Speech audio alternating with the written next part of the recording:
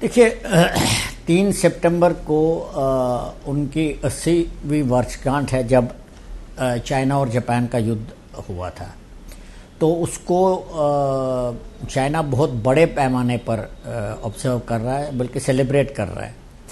तो इसमें कई पहले भी कुछ खबरें आई थी जिसमें कुछ और वेपन्स वो दिखा रहे हैं दुनिया को। Under water ultra fast under water rocket है, तो उसके बारे में पहले ही बातचीत हो रखी है।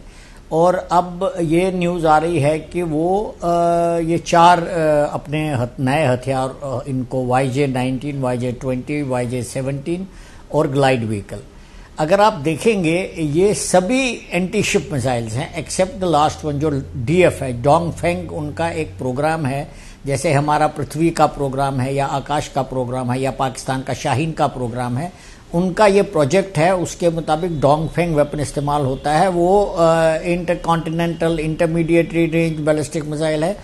उसको हम उस नज़र से देखना। लेकिन जितने भी 17, 19 और 20 ये आपने नाम लिया है, एक क्रूज मिसाइल है, एक बैलिस्टिक मिसाइल है और एक ग्लाइड व्हीकल है, ये सब एंटी शिपिंग मिसाइल्स है। इसका मतलब है अगर चाइना को लगता है कि उनके समंदर के रास्ते उनके ऊपर थ्रेट आ रहा है तो वो इसका इस्तेमाल करेंगे।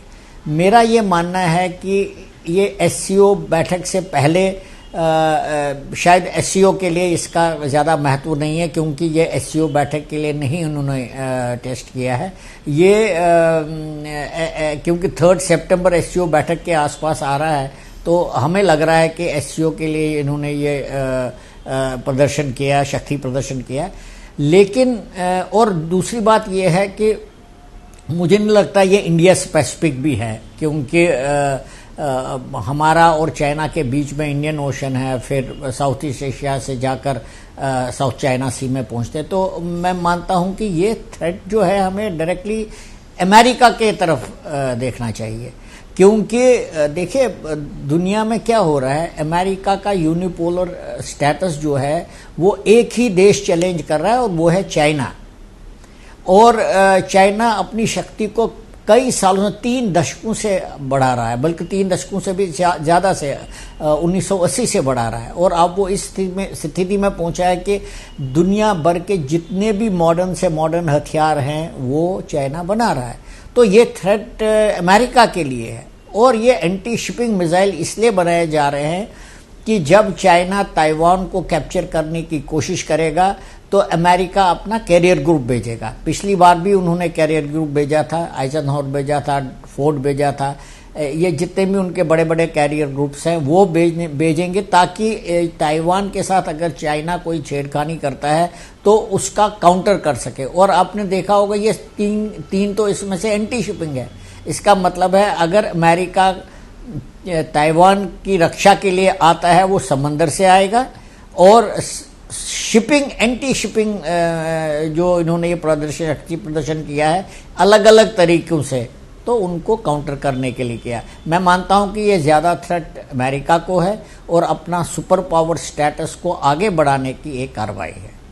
कितने खतरनाक है सर ये मिसाइल्स जिनके बारे में आप बात कर रहे हैं? देखिए ये जो लेटेस्ट टेक्नोलॉजी है हाइपरसोनिक मिसाइल की, हाइपरसोनिक मिसाइल का मतलब क्या है? हाइपरसोनिक स्पीड होती है मिसाइल्स की कि वो स्पीड ऑफ साउंड से भी बहुत आगे बढ़ते हैं। हम मैक 2, मैक 3 की बात करते हैं तो मैक 8 भी चला जाता है, मतलब स्पीड ऑफ साउंड से 8 गुना ज़्यादा स्पीड।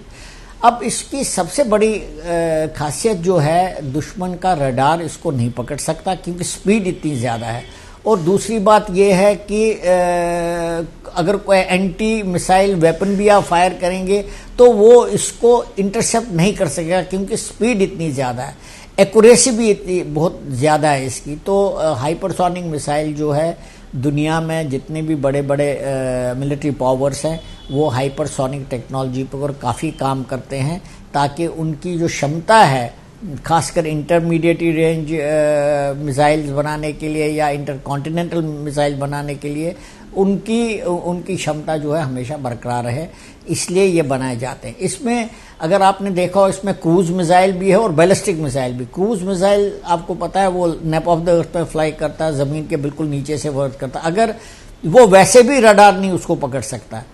तो उसके बाद आप उसको हाइपरसोनिक बनाएंगे तो मुझे लगता है ऑलमोस्ट इम्पॉसिबल है उसको इंटरसेप्ट करना।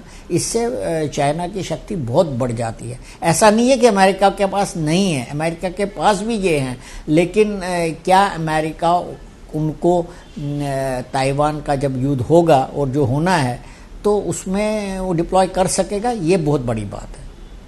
देखिए, सबसे बड़ी बात तो ये है कि डेफिनेटली चाइना जो है, जब से चाइना में कम्युनिस्ट हुकूमत आ गई 1949 में, तो उन्होंने जो उनके दावे थे कुछ इलाकों के ऊपर, सिंकियांग के ऊपर था या तिब्बत के ऊपर था, उसको तो उन्होंने हड़प लिया।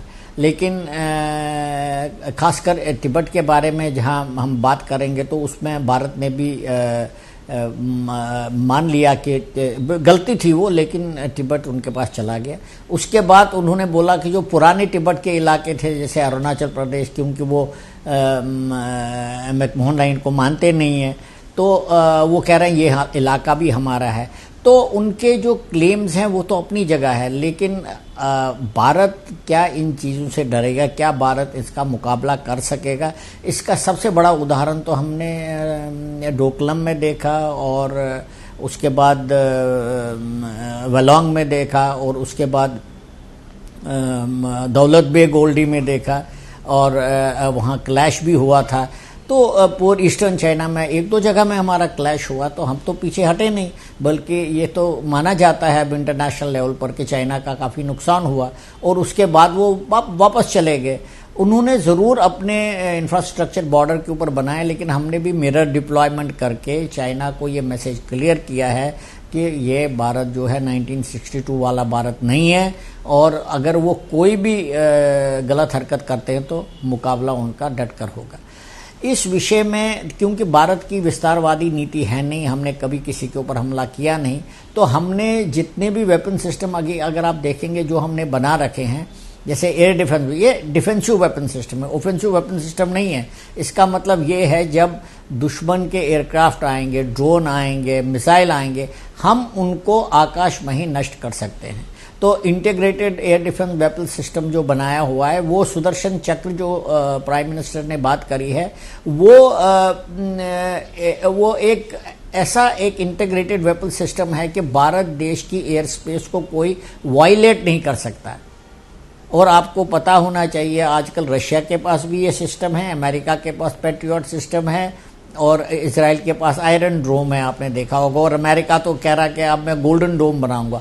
इस डायरेक्शन में ये भारत का एक बहुत बड़ा कदम है, क्योंकि इंटीग्रेटेड वेपन सिस्टम में आपको, integrated air defence weapon system में आपको लेयर्ड डिफेंस बनाना पड़ता है। इसका मतलब है अगर आप 300 किलोमीटर पर दुश्मन के मिसाइल को या एयरक्राफ्ट या ड्रोन को हिट नहीं कर सकते, तो जैसे जैसे वो नज़दीक आएगा आप उसको किसी न किसी हथियार से उसको नष्ट कर सकते हो। और ये जो आपका वेपन इंटीग्रेटेड वेपन सिस्टम जो अभी 2 दिन पहले इसका परीक्षण हुआ, इसमें 2 इंडिपेंडेंट टारगेट्स को और ड्रोन को नष्ट किया लेजर बीम से, और इसका 1.2 किलोमीटर के ऊपर, और उसके अलावा 6 किलोमीटर मिनिमम रेंज मिसाइल को डिस्ट्रॉय करने के लिए, एयरक्राफ्ट को डिस्ट्रॉय करने के लिए। हालांकि रेंज इसकी 30 किलोमीटर। इसका मतलब ये है कि अगर पाकिस्तान का या किसी भी दुश्मन देश का ड्रोन हमारे 2.6 किलोमीटर के नज़दीक भी आता है, तब भी हम उसको डिस्ट्रॉय कर सकते हैं। या एयरक्राफ्ट को 6 किलोमीटर तक आता है हमारे नज़दीक, हमारे डिफेंसेस के नज़दीक, हमारे एसेट्स के नज़दीक, हम उसको डिस्ट्रॉय कर सकते हैं। तो इसका मतलब ये है 1.2 से लेकर 300 किलोमीटर जब तक S-400 आपका फायर करेगा, वो आपने पूरी जो है वो आपने कैप्चर कर ली, वो एयर स्पेस को आपने प्रोटेक्ट कर लिया। इसका मतलब यही है।